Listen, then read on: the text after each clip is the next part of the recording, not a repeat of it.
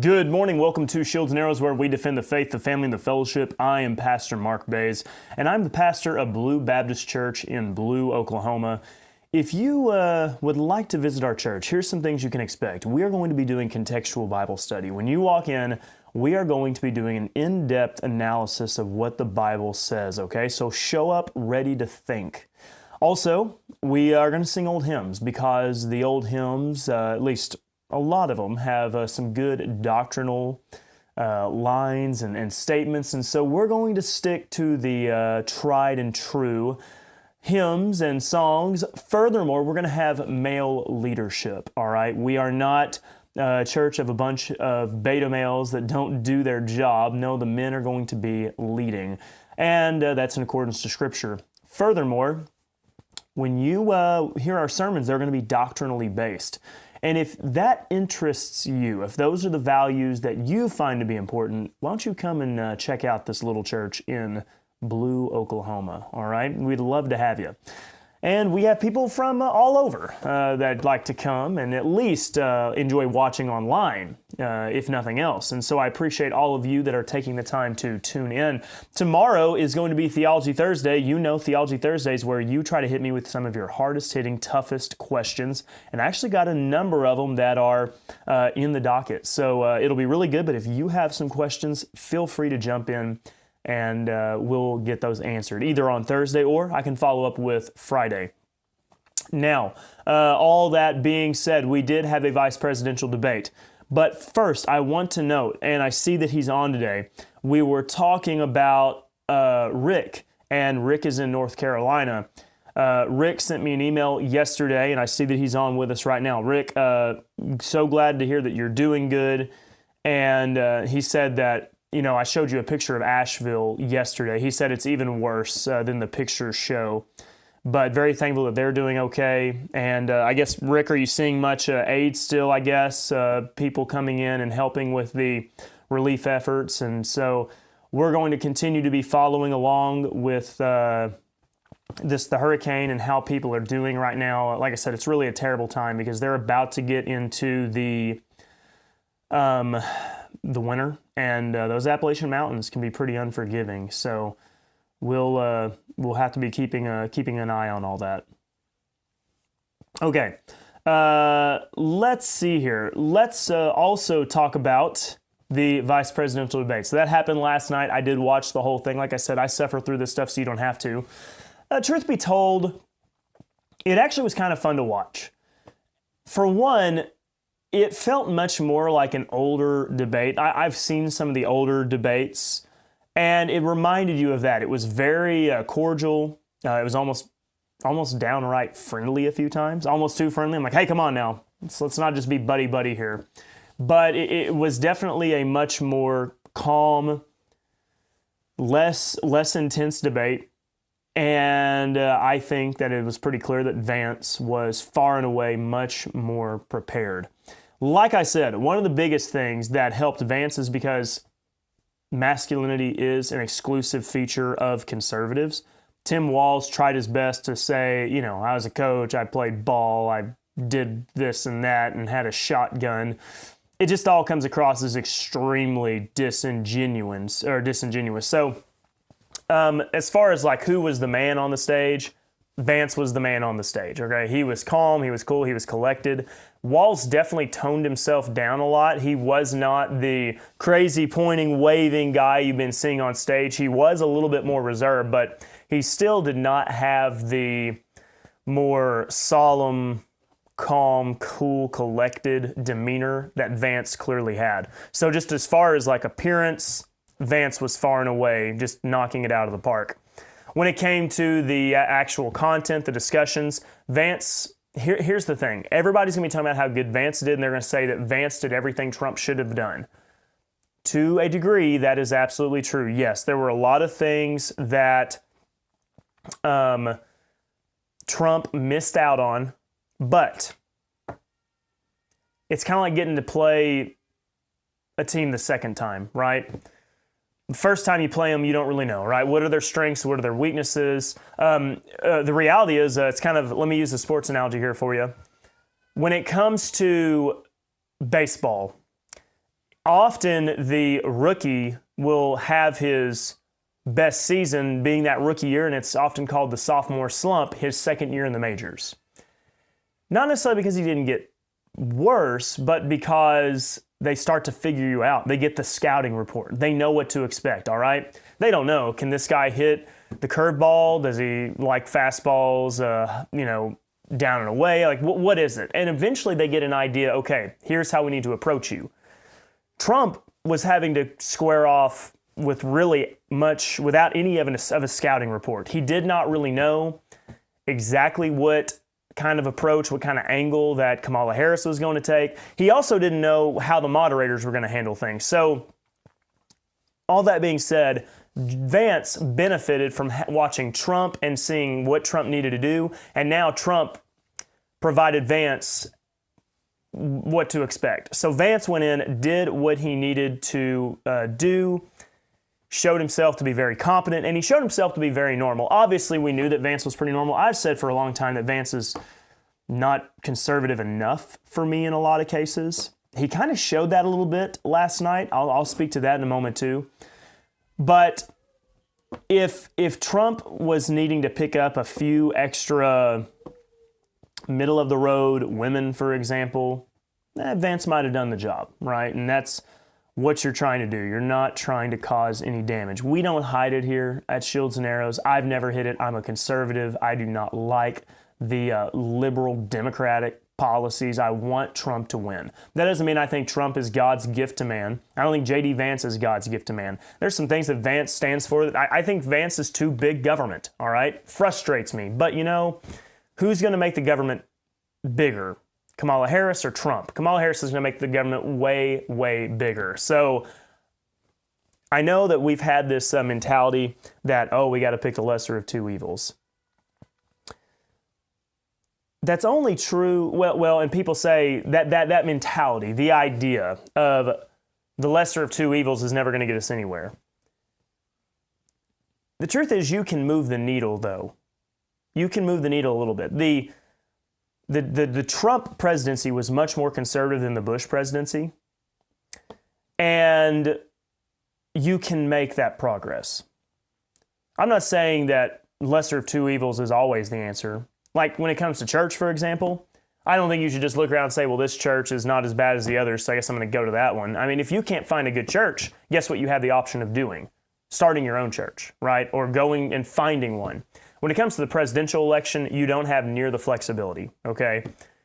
You're going to have to go with what you've got. That's just the world we live in, okay? The two-party system is honestly, for all of its faults, it does have some benefits. And so we just have to take it. You have to take the whole thing for what it is, okay? So all that being said, Vance really showed that he was very competent, very capable. Walz had a couple really bad moments. They asked Walz about his lying of being at the Tiananmen Square, and he hum-hawed his way around it and eventually admitted that, yeah, he misspoke, and he said, I'm a knucklehead, and sometimes I misspeak a lot. Well, okay, when are you misspeaking? Like, that's kind of important. You are the vice presidential candidate for Kamala Harris. And so Walz didn't look good. He looked very off-kilter, especially the first 30 minutes, which I would say when in a debate, the first 30 minutes is all that matters, because I started getting bored towards the end, and I started, getting distracted. But I tried to stay tuned in the best I could. Vance took some pretty softer positions towards, abortion. Vance has been pretty, outright pro-life, talking about a 15-week abortion ban across the country. Which, obviously we would all agree, 15 weeks, a baby's still a baby. But, an idea of, hey, let's stop murdering children, and if we can at least save some of them, then that's a good idea. He definitely took a more, liberal, bleeding heart, compassion type approach, but once again, it's one of those things. If he came out and just, a rabid, abolitionist when it comes to abortion, is that going to gain him anything with the suburban women? No. And unfortunately, we've seen in elections, whether it's elections in Kansas or some other places, abortion's a tough one. That's a tough ticket. Ohio Vance's own state. So this shows, in part, the moral decline in red states. I've said it before, the Bible Belt is not a Bible Belt anymore. There's no such thing as the Bible Belt. It's gone. The promiscuity that is so prevalent in even like Oklahoma, right? Very common. And promiscuity has led to a lapse in values of marriage. And furthermore, if you start polling people, a lot of people in Oklahoma are going to be really loose on gay marriage, right? As if that's a real thing. We all know it's not, because marriage is not what we define it. God defined it as a man and a woman. But there's a lot of moral confusion when it comes to the red states. There is some moral confusion. So that's why they struggle with the matter of abortion, because they're not solidly understanding the moral reality of that being a human being, right? That being an actual life. And so we've gotten a little bit weak on it. We've got to strengthen our moral positions. I've talked about it in my series on our churches are weak. Our churches are weak in moral conviction. We just don't have it, right? We've lost it somewhere. We need to build that back up. And that can be reflected in the fact that our red states are not very strong on their convictions when it comes to, is that actually a baby or is it not? And so all that. Vance still did a good job. I don't know if it's going to make a difference. I told you my prediction was it's not going to make a difference. I don't think it's going to make any difference at all in the polls. Yeah, I don't think you're going to see any difference at all, because I don't think the polls matter. I don't know if the polls are even accurate. And I think that it's anybody's game right now. It's a toss-up. Now, that's if the elections are fair. We're going to talk about that in just a moment as well. Does it matter? And by it, I'm not talking about the vice presidential debate anymore. I'm talking about our elections. We just saw where, I believe it was Arizona, had not thousands, not tens of thousands, but well over 100,000 illegal voters. And yet the Supreme Court's going to do nothing about it. Arizona, remember, that was a close state. I mean, Trump lost supposedly by, was it like 8,000 votes? And so how do we even know that we can have a legitimate, serious election if this is what we're facing? I am just going to tell you that it is entirely possible we have a repeat of 2020, in which at 9:30, 10 o'clock on November 5th, right, November 5th, it's going to look like Trump won. Trump is going to be up in all the major states that he needed. North Carolina, he's going to be up in Arizona, probably up in Nevada, he'll be up in Pennsylvania. Maybe even Michigan. And then what's going to happen? You're going to go to bed with 90% of the voting in, and you are going to wake up, and all of a sudden, Georgia, maybe not, but possibly, but Pennsylvania, Michigan, Arizona, they're going to all of a sudden be blue. Now, partly that's because they count the mail-in ballots last, and mail-in balloting is extremely high, all right? It's going to be high again this year. So just expect it. Expect for it to look like, early in the night, even late into the night, Donald Trump won. And then they're going to start counting the mail-in ballots. That aspect of it, the mail-in ballots are, I'm not saying that's the fraud. What I'm saying is, are the mail-in ballots that are being counted fraudulent? The counting of the mail-in ballots has always occurred in all times past, but used to they didn't make that much of a difference. Now they make a difference because there's more. Now, why is there more?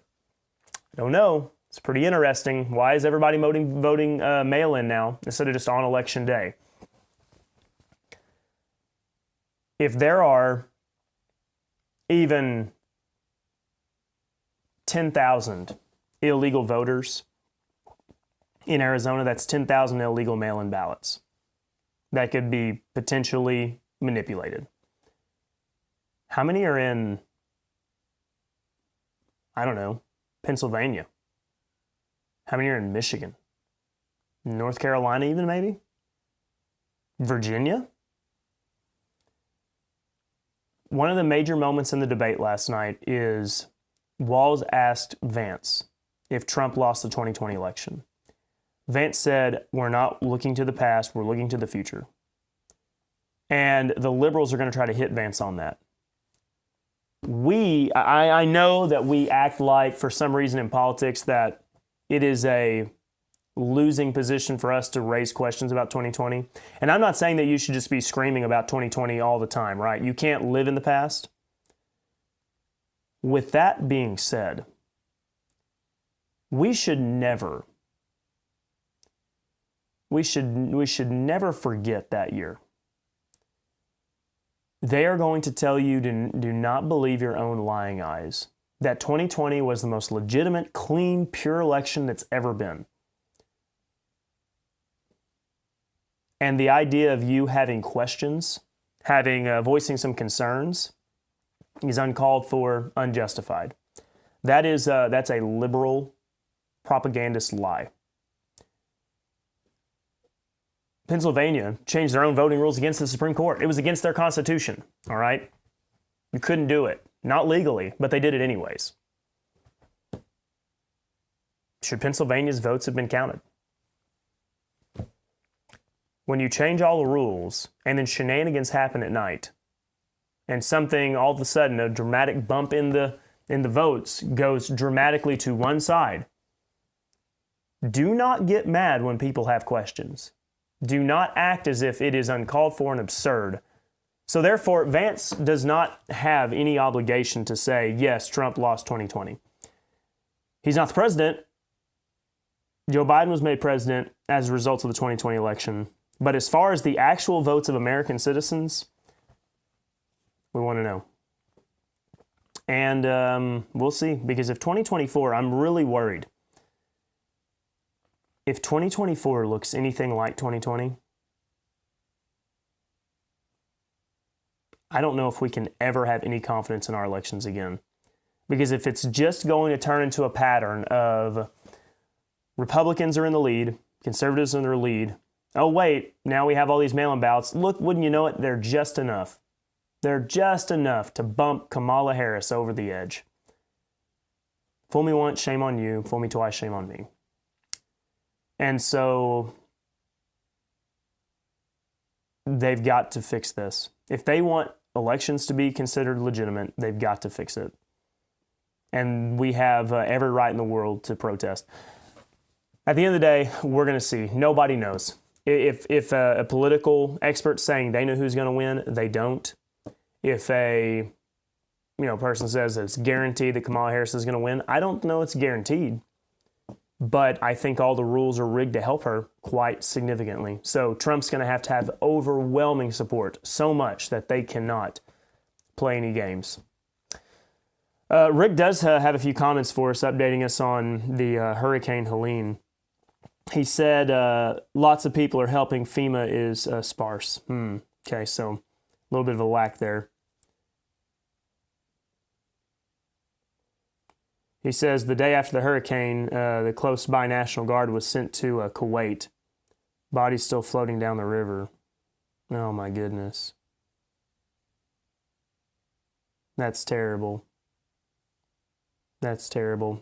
We were worried about that when we saw yesterday that it was 130. We were saying that the death toll would likely be much higher. What is it up to now? 160. And I'm afraid that according to what you're telling us, Rick, it's probably going to be much more. It may get over 200 probably before it's all said and done. Just in the Appalachian Mountains, you just don't expect it. You don't expect it.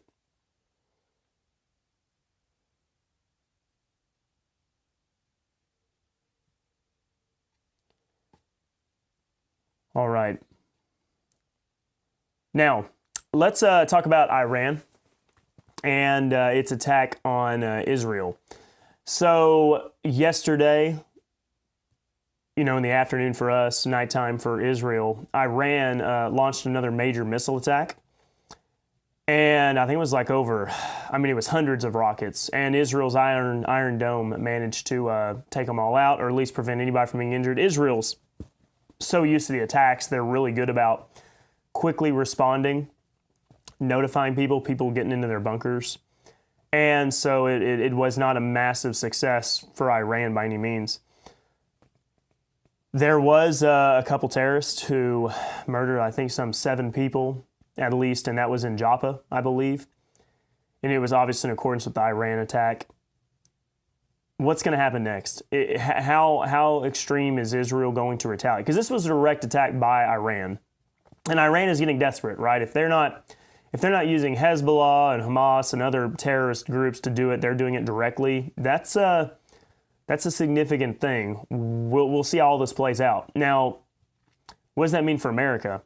America needs to get this whole thing winded down really fast, because the longer this thing goes on, the more likely other parties could get involved. And so we need to just give Israel the free rein to take care of business. And the whole Iran problem, obviously, this has been going on since the days of Jimmy Carter, ever since the Muslim regime, the terrorists, essentially, the fundamentalists were able to take over control of the country. And maybe we'll see a reestablishment of the monarchy. I mean, monarchy is never the ideal, but Iran was a whole lot better off under the monarchy than what they are under this Muslim terrorist regime. And so you don't know what the future has in store. And that's one of the things that's so frustrating is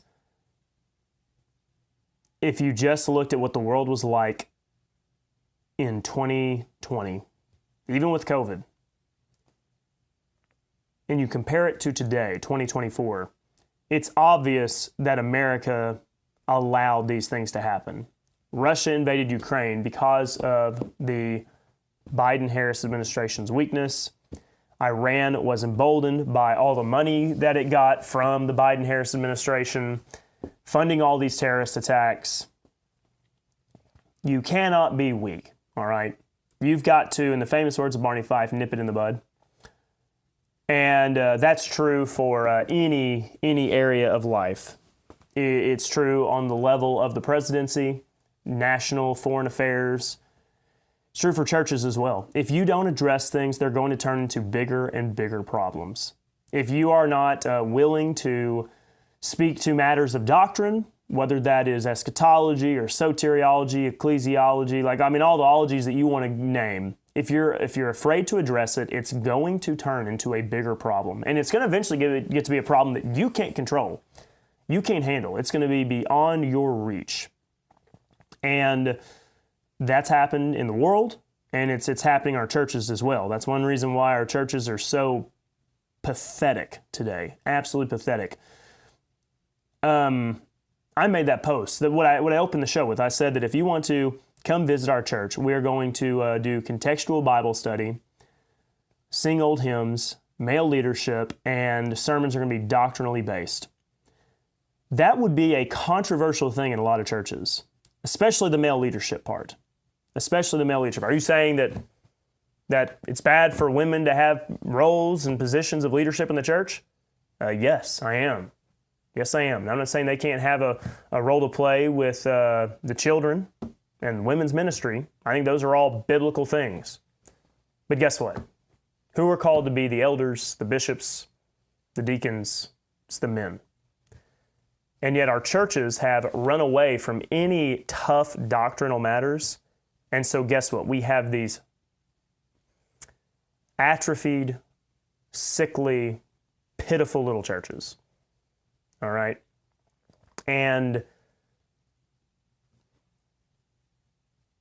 that's because somebody along the way was scared to just do their job. Biden was scared to do his job. So guess what? Now the Middle East is about to be in war again. And you never know how quickly these things can escalate. You do not know. You have no idea. This may turn to nothing, but guess what? This could turn into something big. It amazes me when you read the history of World War I that the Great War, as it was called, before World War II, started out relatively small. Just some minor things, right? A duke assassinated. And the next thing you know, you have every major country at war. So we'll be following all that. It's crazy times with the presidential election that is coming up. Is it going to have any impact? Kamala Harris came out and said she supports Israel. That's not going to help her with her radicals who hate Israel and are pro-Palestinian. But we'll find out. We'll find out. The truth is, who you choose to be a leader matters. And we've been experimenting for a long time with this idea of you need compassion, right? That's one of the big things about, they said, oh, Trump's terrible. He doesn't have no compassion. He's just a bully. You need a tough guy to do the job. You got to be tough if you want to lead. And we're saying now that we need a compassionate and understanding woman for president. We'll see. We'll see what we're going to get. If the American people decide to vote Kamala Harris in, they get what they deserve. If somehow she gets elected and it's due to, other means, then I hope people realize it and we figure out what we have to do to get elections back to being legitimate.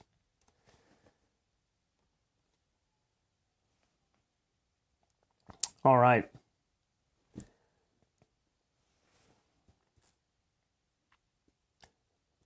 Comment from Toby says, I imagine many livestock and wildlife are also dead from the flooding. I would imagine so. I wonder what that's going to do, because that is some pretty, you get some good consistent rain there. I'd imagine there's quite a bit of livestock. I don't know. It's going to be interesting to see, because if Harris gets elected, that it's just going to be more of the same. And it absolutely could affect things. Trump is not going to be inheriting a great situation.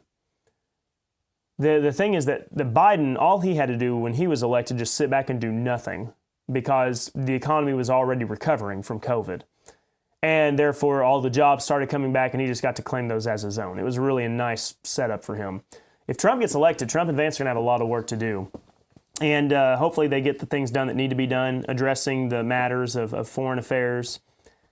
Probably that's going to be a major focus, but I hope so badly that we will finally start shrinking the federal government.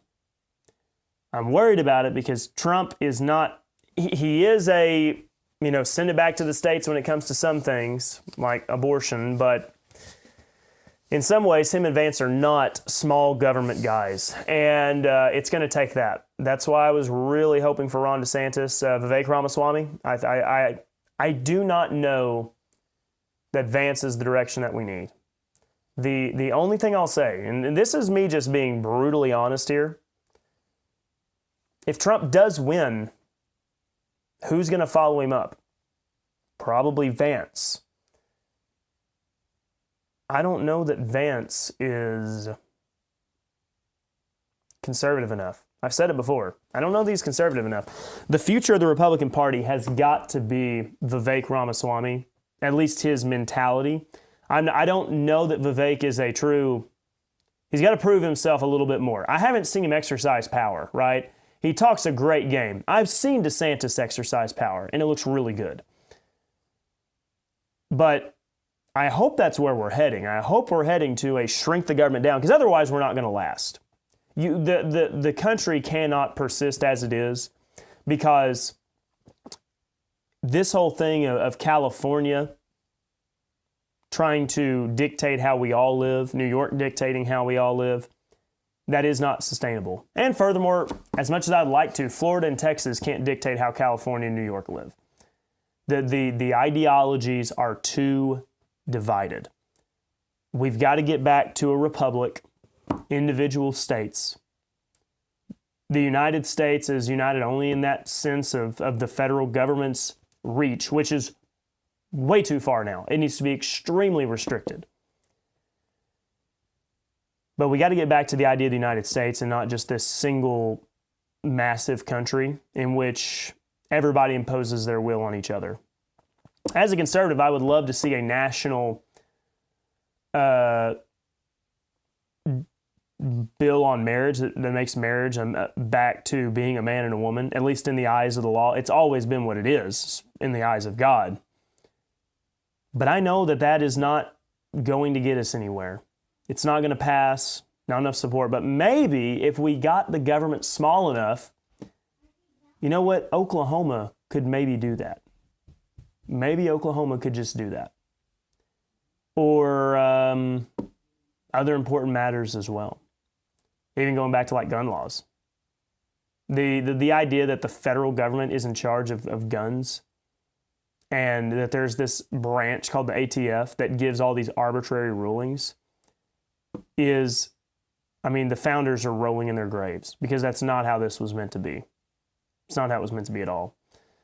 The individual states have to govern themselves. But I don't know if either party right now is in that position. And therefore, it's going to be tough moving ahead.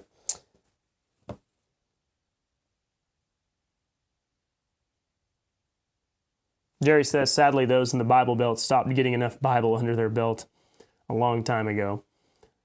It's lost. I'm not saying that there's no hope for some of these communities, but if you are someone who lives on the coast somewhere and you look at Midwestern America as still that last Christian stronghold, it's not. Okay? It's not. It's fallen in so many ways. There's something that happened in these past 2 generations or so, and I'm not saying that it's entirely their fault. They didn't start the fire. They were swimming in this water when they were born, but something has drastically gone wrong. I think the church has failed. I think they failed to teach good doctrine, and a lot of people realized how bad the teaching was, so they decided to leave because they realized churches, weren't worth going to. So it's partly church's fault, maybe partly their fault. They bought into some bad liberal ideology, that you have a lot of libertarian ideology instead of conservative ideology. And libertarians is just it's a skip and a jump away from liberal, essentially. And liberals are just leftists that are on a diet. And so we live in a post-Bible Belt world. There are communities that are more biblical than others, but you're not going to go to a small town in Oklahoma and find a truly doctrinally strong, biblical conviction type community. They don't exist anymore. So many people in our communities, they speak in the most vague of terms regarding God, regarding Christ, regarding the Bible. Very little Bible knowledge. And that is why we live in this is a difficult place. You talk about the hardest place for missions type work, evangelism type work. As far as like your physical safety, obviously the United States is much safer than those foreign countries. But as far as persuading people and getting people to understand the Bible and theology, good luck trying to do it in Oklahoma. It is, everybody has a little bit of knowledge, and they have just enough Bible knowledge to hang themselves. They think they understand the Bible. They think they understand the gospel, God, and they have no clue. And yet they've heard just enough bad preaching to be so confused. And it's going to be really difficult.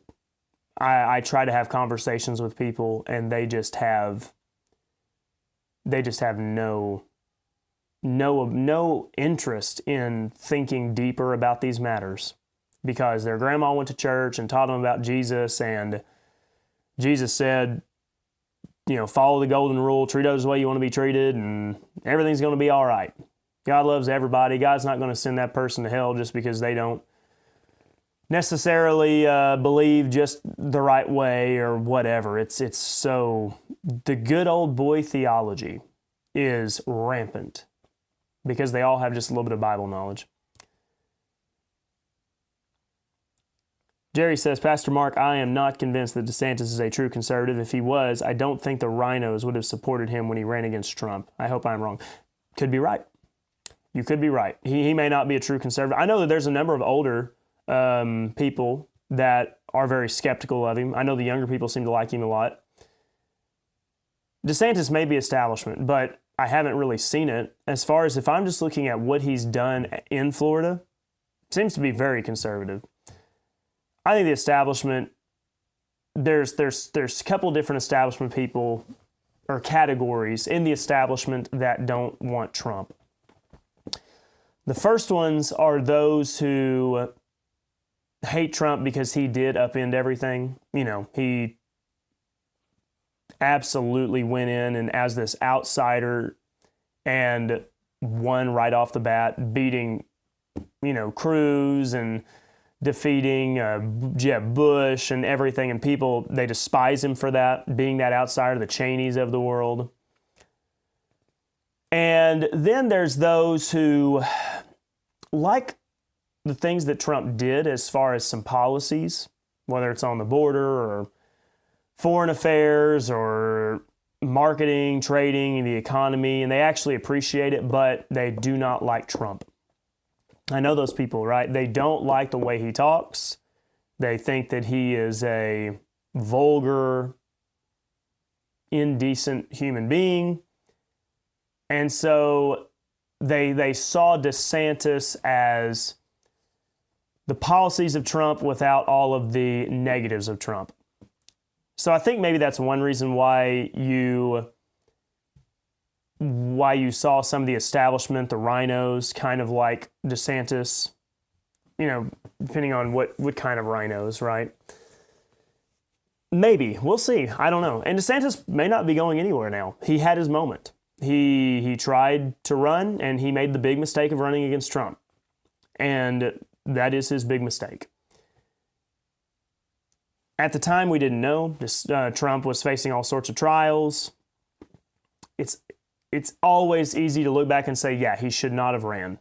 Terrible idea. And in hindsight, yes. Okay? Terrible idea.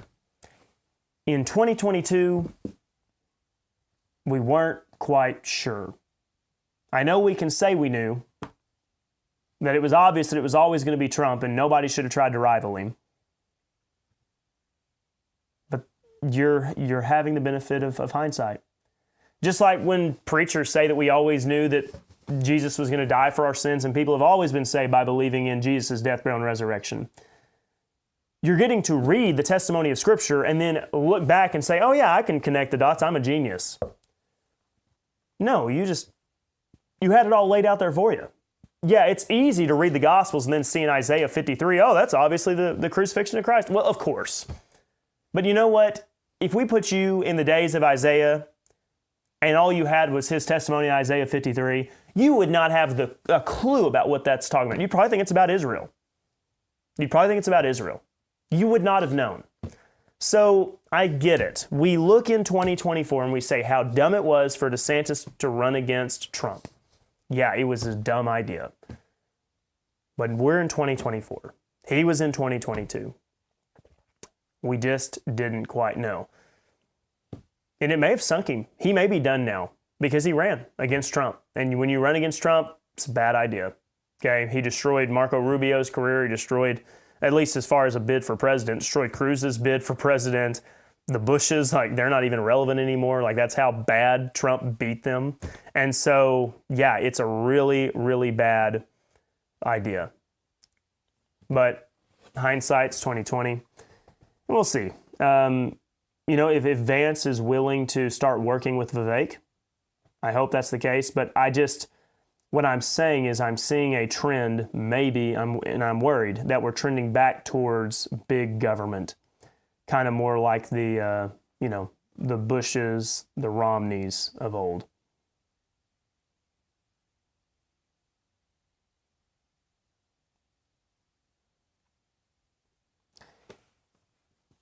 Rick says the rhinos would have the devil himself, anybody but Trump. Yeah, the Lincoln Project and Republicans against Trump. Those are not conservatives at all.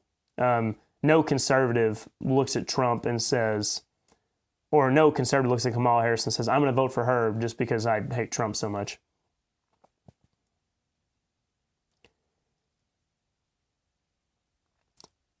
Jerry, how exactly did he cave to Disney? And he may have. I'm not saying he didn't. I know that there was a lot of infighting going on back and forth. If you could elaborate. Yeah, and it is. If he did cave to Disney ultimately and give Disney everything they wanted, that would be disappointing. I would have liked to have seen him fight him a little bit more. I'm telling you this, though. I'll say this about Disney. Give them a little bit longer, and Disney's going to be done. I think so. I really think so. When is the last time they've had any movie of their own be successful? The superhero movies are the only things they've had. They've had to buy everything to have success. Their own movies are a failure, okay? Disney's own movies are a failure. And people are going to eventually stop going to their parks. I think so. I'm not taking my family to Disney. I don't know what they're going to find there. They're going to see some man in a dress calling my boy a princess or something. Get out of there. Get out of here. So Disney's already in trouble. I don't know exactly how everything's played out with Ron DeSantis and Disney. I know that he was taking a stand for a while, so maybe it sounds like he's kind of buckled. That is disappointing.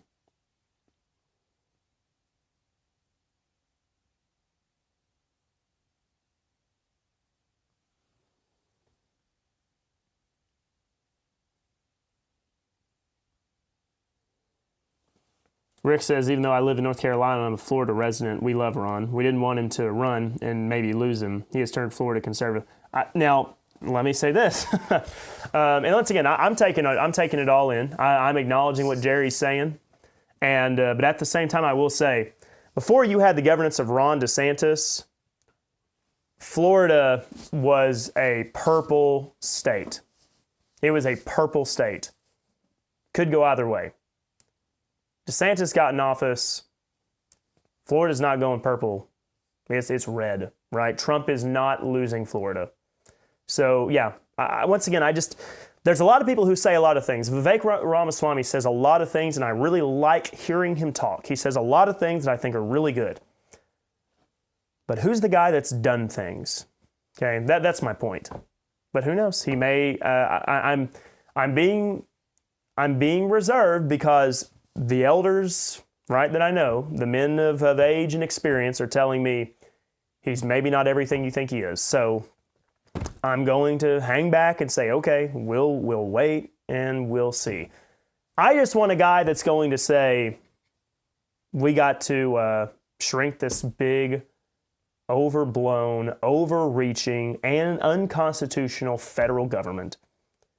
All right, we got to shrink it down. Yeah, Kristen, I agree. I think if we just let Disney keep fighting Disney, they will do themselves in. They are. They are bleeding money right now because they're trying to push the agenda. I genuinely think that if I was a Hollywood writer, I could make so much money. Because you know what I would do? I could go to just about any studio and I could give them what they want. Not the studio, but the people. The people don't want to see the 120-pound girl beating up 200-pound men. Because it's absurd. We know it's absurd. We want men to be men. We want women to be women. If you just made a good classic story about a straight white male who was some form of an action hero, and there was a pretty girl in it, you could make a bunch of money. You really could. Don't play into the message. Don't somehow make the girl this unrealistic, super tough, incredible fighter. Make her just a realistic woman, okay? Don't make her some genius that's smarter than every single guy that's ever lived. They do that too. Make her a believable, realistic female character. Make the guy the main character. Let him be tough. Let him be strong. Let him take charge. Watch that movie and make money, because that's what people want to see. Disney, on the other hand, Disney, you had a winning formula. You had movies that appealed to families. You had movies that promoted good dads, good moms, the prince, the princess, exciting stories, good family-oriented things. And you've abandoned it. You've thrown it all away because you wanted to promote a liberal agenda. Nobody wants to go to the movies and see a purple-haired feminist vanity project. Nobody wants that.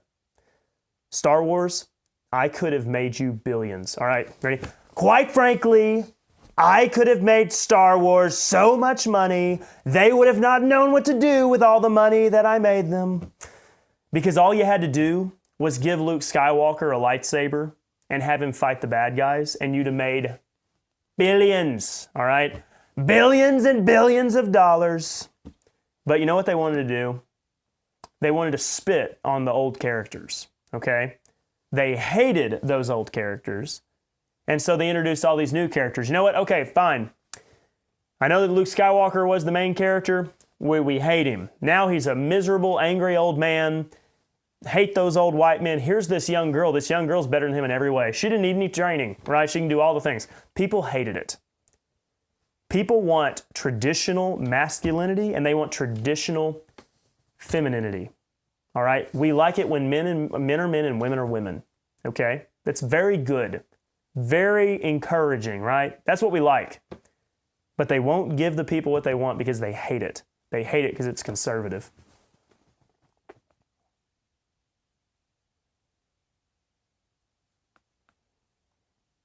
So our society is, it's desperate for traditional stories, but we're being starved of it. That's why people still like Lord of the Rings so much, because it's a classic story of masculinity, and the men are men. They fight for something greater.